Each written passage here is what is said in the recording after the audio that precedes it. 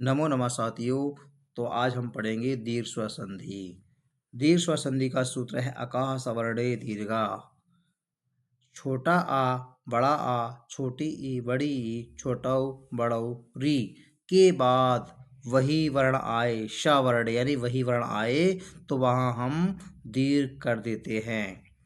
नियम प्रथम, यदि छोटा आ अथवा बड़ा आ के बाद छोटा अथवा बड़ा आए तो संधि करते समय छोटा कॉमा बड़ा धन छोटा कॉमा बड़ा के स्थान पर दीर्घ हो जाता है, अर्थात बड़े आ की मात्रा का प्रयोग कर देते हैं। यथा हेमधन आलया, पूर्व पद का अंतिम अक्षर माँ में आ निकलेगा और तब उत्तर पद का आलय का पूर्व अक्षर आ, छोटा आ धन बड़ा, इन दोनों संधि की तो बड़ा आ हुआ। बड़े आ का प्रयोग हम संधि करते समय यहाँ हिमालय में करेंगे। हिम में माँ आ का डंडा लगा देंगे, बन जाए हिमा। और आगे जो ये तो खत्म हो गया आ बचा लय, जो को जोड़ देंगे तो पद बन जाएगा हिमालया।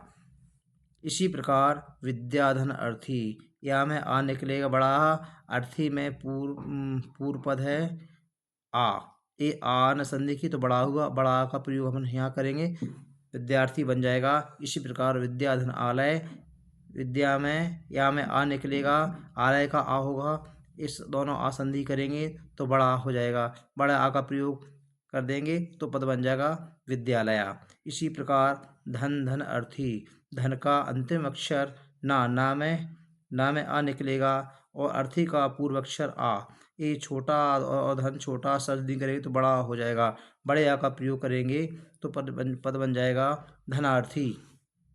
नियम दूसरा, यदि छोटी ई अथवा बड़ी ई के बाद छोटी अथवा बड़ी आए तो संधि करते समय दोनों छोटी कौमा बड़ी धन छोटी कौमा बड़ी के स्थान पर दीर्घ हो जाता है, अर्थात बड़ी ई की मात्रा का प्रयोग कर देते हैं।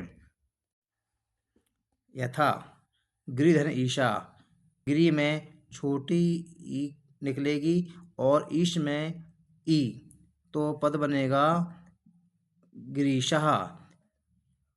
जैसे गिरी, रा में छोटी ई निकलेगी और ईशा, ईशा का पूर्व पद है बड़ी ई, बड़ा तो बराबर हो जाएगा बड़ी ई की मात्रा का प्रयोग करेंगे हम रा पर, तो आगे सात जो को तो बचेगा तो पद बनेगा ग्रीसा।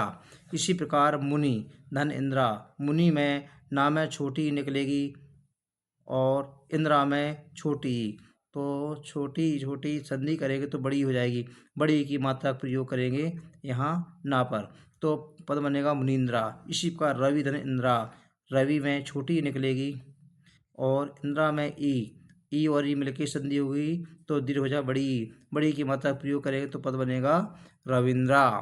नियम तृतीय, यदि छोटा ऊ अथवा बड़ा ऊ के बाद छोटा ऊ अथवा बड़ा ऊ आए तो संधि करते समय दोनों छोटा ऊ कौमा बड़ा ऊ धन छोटा ऊ कौमा बड़ा ऊ के स्थान पर दीर्घ हो जाता है, अर्थात बड़ा ऊ की मात्रा का प्रयोग कर देते हैं। यथा भानुधन उदया बराबर भानुदया, भानु पद में ना में छोटा ऊ की मात्रा निकलेगी, उदय में ऊदी है, ऊ के बाद ऊ आई है तो दीर्घ ऊ बड़ा ऊ हो जाएगा, बड़ा ऊ की मात्रा का प्रयोग हम करेंगे भानु। और आगे इस ऊ तो खत्म हो जाएगी वाली, तो आगे बचा है दया अकेला तो पद बनेगा भानुदया। यहाँ पर दीर्घ संधि हुई है। सुधन उक्ति, सु में छोटा ऊ निकलेगी, उक्ति में ऊ निकलेगी, ऊ के बाद ऊ आई तो बड़ा ऊ हो जाएगा, तो बड़ा ऊ की मात्रा का प्रयोग करेंगे तो पद बनेगा सूक्ति। भूधन उन्नति, पद बनेगा भून्नति। नियम चौथा, यदि री के बाद री आए तो संधि करते समय दीर्घ ऋ हो जाता है।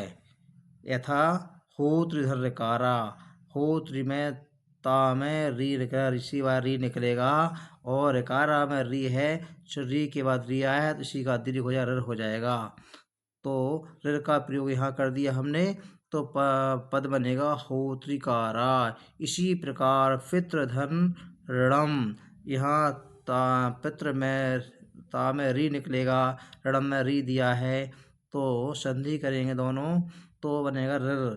इस ऋ का प्रयोग करेंगे पितृ में त्र में तो दीर्घ हो जाएगा, तो पद बनेगा पितृणम।